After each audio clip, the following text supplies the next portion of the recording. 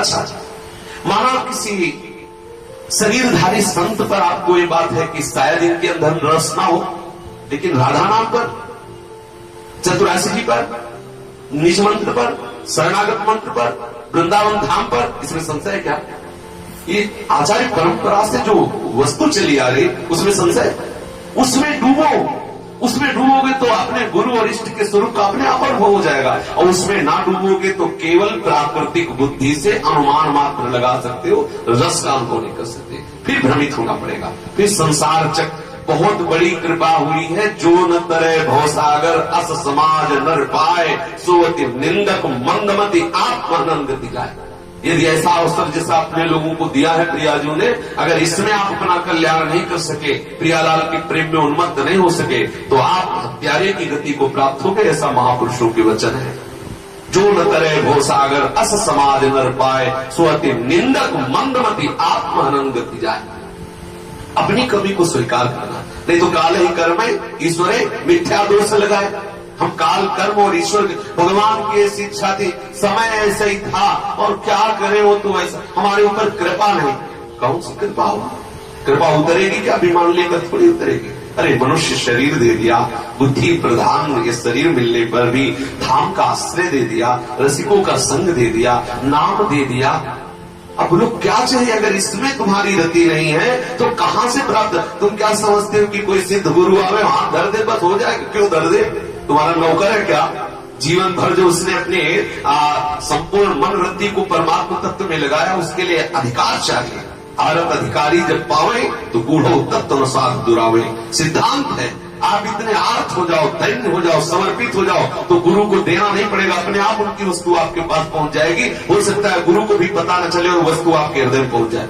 देखो नाभाजी और इंद्रदेवाचार्य जी, देखो द्रोणाचार्य एकलव्य को कब धनुर्विद्या सिखाई द्रोणाचार्य जी ने, लेकिन शुद्ध मन से गुरुदेव भाव से स्वीकार किया तो अर्जुन को आशीर्वाद दिया सिद्ध धनुर्धर होने का, और वो सिद्ध धनुर्धर एकलव्य हुआ, जबकि उन्होंने अंगूठा गुरु दक्षिणा में मांगी। हमारी चित्त वृत्ति जब तक नाम वाणी में, गुरुजनों के उपदेश में नहीं लगेगी, तब तक बात बनने वाली नहीं। ऐसा कभी भ्रम मत रखना कि किसी सिद्ध संत के छूने से आपका काम बन जाएगा, या वो छू दे या आप छू दो। हम ऐसे संतों को भी जानते हैं, ऐसे संतों से मिले जो सिद्ध हैं, उनमें कोई संशय, और उनके शरीर सेवा में रहते हैं, और एक गुरु भाई दूसरे गुरु भाई की खोपड़ी बोलता है, एक गुरु भाई दूसरे गुरु भाई का गला काटने में तैयार। किसने? क्या है? क्या उस संत का प्रभाव है? अभी आपने उस दिन भगवान दास जी का चरित्र सुना, टिटिया स्थान पूज्य श्री काठिया बाबा, रामदास काठिया बाबा का चरित्र पढ़ के देखो, बड़े बड़े संतों का चरित्र। श्री परमानंद स्वामी का हमने कई बार सुनाया है कि हम सैनपुर में जब थे तो एक परमानंद नाम के परमहंस महापुरुष थे। ऐसी उनकी ब्रह्म स्थिति थी कि कभी दिगंबर ही ऐसे डोल रहे हैं, ऐसे उनकी शुद्ध नहीं रहती शरीर की, कभी कहीं शौच हो रहे, कभी लघु शंका, कभी प्रसाद, मतलब एकदम अद्भुत स्थिति थी। पर उनका इतना तेज, इतना प्रभाव था कि सब वैभव को, ढेर सारा वैभव आता, आश्रम में बड़े साधक थे, सबका पालन पोषण होता, वो अपने उनको जय ब्रह्म मूर्ति ऐसे सदगुरुदेव को जहर दे दिया। जगदीश्वरानंद उनका नाम था, जिन्होंने जहर दिया। अब वो तो सिद्ध पुरुष उनके खप्पर में आया तो उन्होंने ऐसे बुलाया, बोले जगदीश्वरानंद को बुलाओ, कहा कुछ नहीं, और ऐसे देख के बस ऐसे पील। 7 दिन तक पद्मासन में बैठे रहे। 7वें दिन बुलाया, बोले देख बच्चा तुम्हारे पीलाए जहर से मैं मारा नहीं, पर अब इस शरीर का समय आ गया है, इस शरीर का समय पूरा हुआ, अब जाओ, अब तुम चिंता न करो, तुम्हें जो साम्राज्य लेना हो लो, लेकिन तुम व्यर्थ में ऐसा उपाय किया, नाशवान संसार के भोगों के लिए इतना बड़ा अपराध। आप विश्वास मानिए, उस मतलब ऐसी दशा थी कि पलके तो लगती नहीं थी, ऐसे फैली पलके, बराबर पानी टपकता रहता, पूरा शरीर कुछ दिनों में सड़ गया, जैसे पपड़ी और मल निकले, दुर्गंध, और रात दिन चीखता चिल्ला चिल्ला के। क्या हुआ? ऐसे ब्रह्मानुभूति से युक्त महापुरुष के समीप रहते हुए ऐसे निकृष्ट भावना। अब विचार करके देखिए, अभी उस दिन सुना भगवान दास जी जैसे सिद्ध महापुरुष के निकट नागरी दास जी उनको जहर देने की चेष्टा की, तो दे ही दिया। रामदास काठिया बाबा को जहर दे ही दिया। कितने ऐसे चरित्र, तो क्या इनकी सिद्धि में कमी थी? क्या नहीं, हमारी भावना में कमी। जब अच्छा मीरा जी जैसे सिद्ध संत के समीप विक्रम राणा, क्या मीरा जी में सिद्धि में कमी थी? क्या? अरे गिरधर गोपाल उनके इशारे पर नाचते थे, लेकिन क्या कभी उसका हृदय बसीजा? वो सदैव विरोध करता और दंड देने की सोचता रहता मीरा जी को। आप इन सब चरित्रों को पढ़ के, नरसिंह मेहता जी जैसे महापुरुष, वही गांव का मुखिया, उनके बड़े भाई बंशीधर, उन्हीं से विरोध करते, नरसिंह जी से विरोध करते, और इतना विरोध ने कई बार मारने का प्रयास किया, कई बार उनको फंसा के उनको अपमानित करने का प्रयास। क्या ये उन सिद्ध संत को दर्शन नहीं कर रहे क्या? क्यों द्वेष भाव है? क्यों उस सिद्ध संत को मारना चाहते हैं? जब तक आप श्रद्धा नहीं करेंगे, जब तक आप उनकी आज्ञा का पालन नहीं करेंगे, तब तक उनका जो प्रभाव हो आपके ऊपर नहीं पड़ेगा। निश्चित समझ लो, ऐसा न समझो कि आप विमुख भाव रखें, आप संसार का चिंतन करें और गुरु का प्रताप या उस सिद्ध संत का प्रताप आपके ऊपर आवे, लीला में प्रवेश कर दे। ऐसा कभी हुआ है क्या? कभी नहीं ऐसा हुआ। हाँ, आप नरवाहन जी का चरित्र पढ़ के देखिए, अपार श्रद्धा महाप्रभु के चरणारविंद में, महाप्रभु के दर्शन से ही अपार श्रद्धा हुई। और कितनी श्रद्धा हुई आप चरित्र पढ़ के देख ली। राधा वल्लभ सिंह हरिवंश नाम लेने मात्र से उस बनिया के, उस जो धनी व्यापारी था, उसके चरणों में लौट गए और कहा, क्षमा करो, मुझे पता नहीं था कि आप मेरे गुरुदेव के शिष्य।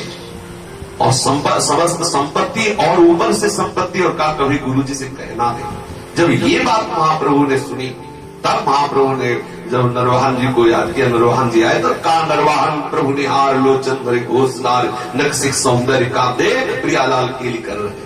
कब? पूर्ण समर्पण, इतना समर्पण, गुरु का हृदय प्रसन्न हुआ, नित्य विहार प्रकाशित हो गया। नरवाहन दो पद है, एक रास का पद है, एक विलास का पद। 11वां पद है नरवाहन प्रभु सुकेली, बहुविध भर भरत हेली, सौरत रस रूप नदी जगत पावनी। और 12वां पद है नरवाहन प्रभु निहार लोचन भरे घोषनारे, नक्सिक सौंदर्य काम दुख निकंदनी, बिलसो भुज ग्रीव मेली, भामिनी सुख सिंधु झेली, नौ निकुंज श्याम केली जगत बंदे। जब तक हम अपने चित्त को नहीं लगाएंगे, ये भ्रम छोड़ दे कोई, कभी इस भ्रम से किसी के पास दीक्षा ना ले कि वो छू देंगे हमारा काम हो जाएगा, कदापि नहीं। चाहे तुम रात दिन उनके पैर दाबो, अगर उनकी आज्ञा के अनुसार नहीं चलोगे तो पैर दाबने पर भी तुम्हारे अंदर वासना तुमको जलाएगी। ये राशि की बात बता रहा हूं। उनकी आज्ञा का पालन करके तुम 100 कोस दूर रहोगे तो तुम्हारे हृदय में अनुभव होगा कि तुम्हारे गुरुदेव का कृपा प्रसाद तुम्हें घेरे हुए है। सारा जगत भगवत स्वरूप है, गुरुदेव कोई मनुष्य थोड़ी। ये मंत्र, ये उपासना आचार्य परंपरा से आई हुई, कोई स्वयं की मनगठित थोड़ी है कि भाई आपने शब्द जोड़ तोड़ करके हमें उपदेश किया, हमें लाभ तो मिल नहीं रहा।